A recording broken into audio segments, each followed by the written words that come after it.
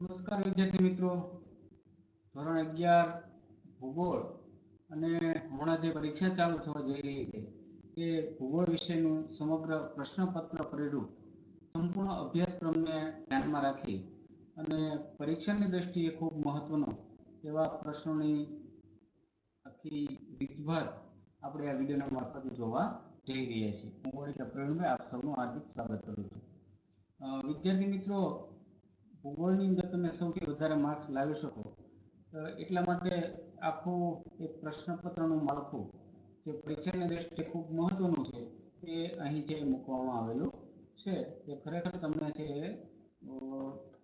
પરીક્ષામાં ખૂબ મદદરૂપ બનશે. જોઈએ આપણે એ વિભાગ પ્રમાણેનું જે વિભાગ એની અંદર જોઈએ તો વિકલ્પો છે. પ્રશ્ન ક્રમાંક 1 થી 16 સુધીના એટલે કે 16 માર્કના છે એ પ્રશ્ન છે. વિભાગ બી ની અંદર છે એક વાક્યના પ્રશ્ન એટલે કે 17 થી 24 સુધી એટલે કે 8 માર્કના એક વાક્યના જવાબો છે. વિભાગ સી ની અંદર છે નીચે આપેલા પ્રશ્નોના ટૂંકમાં જવાબ આપો જે 25 થી 38 સુધી છે. એટલે કે 20 માર્કનો સી વિભાગ, ડી વિભાગ છે 21 માર્કનું અને ઈ વિભાગ છે 15 માર્કનું છે.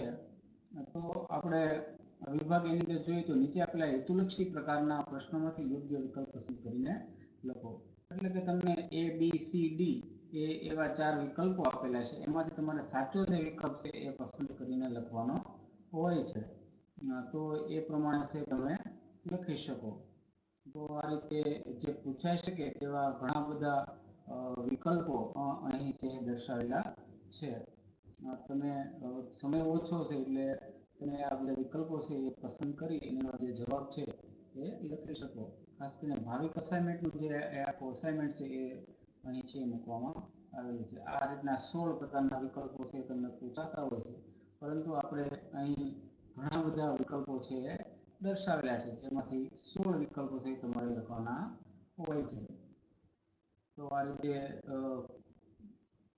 વિકલ્પો જે છે એની સંખ્યા અહીં છે ઘણી બધી દર્શાવવામાં આવેલી છે. 31, 32, 36, 37, 40, 41, 42 વિકલ્પો, 44, 45, 46 માંથી કાળ વૈશ્વિક પવન ક્યાં નામે ઓળખાય છે એનો જવાબ તમારે ગોતવાનો છે. કયા વાદળને ઋષિ વાદળ કહે છે તે એનો જવાબ છે એબીસીડીમાંથી લેવાનો છે. આમ ઘણા બધા પ્રકારના પ્રશ્નો વિકલ્પો જે છે અહીં આપેલા છે. તમારે 16 લખવાના છે, પણ આપણે 66 વિકલ્પો છે અહીંયા આપેલા છે.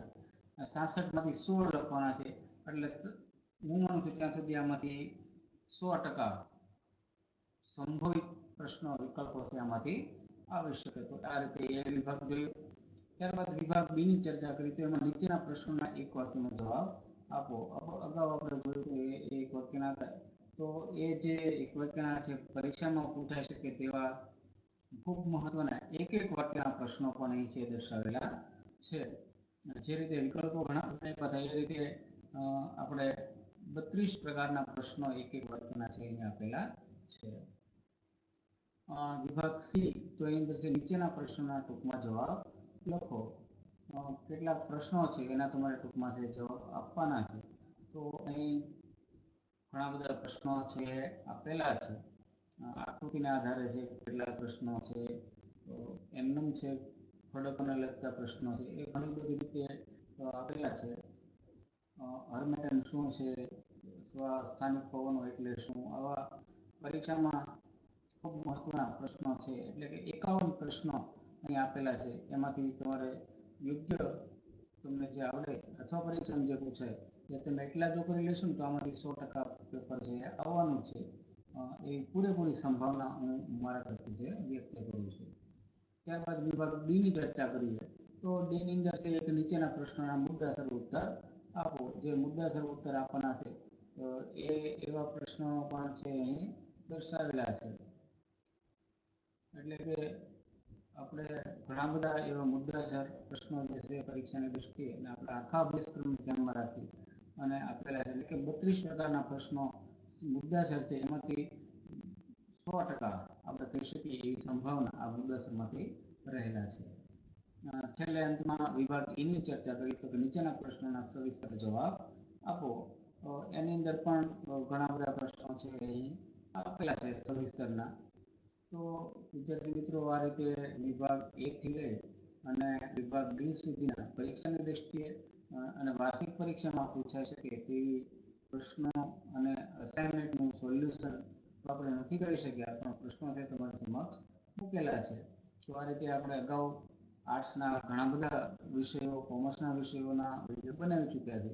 તમે જો હજી ન જોયા હોય તો એ આપણી ચેનલની મુલાકાત લેશો તો તમને જોવા મળશે. અને આવા જ વિષયને લગતા વિડીયો છે જોવા માટે મારી સાથે જોડાયેલો રહો. ચેનલને સબસ્ક્રાઇબ કરવાનું બાકી છે તો ચેનલને સબસ્ક્રાઇબ કરો અને અન્ય વિદ્યાર્થી સુધી પહોંચાડો.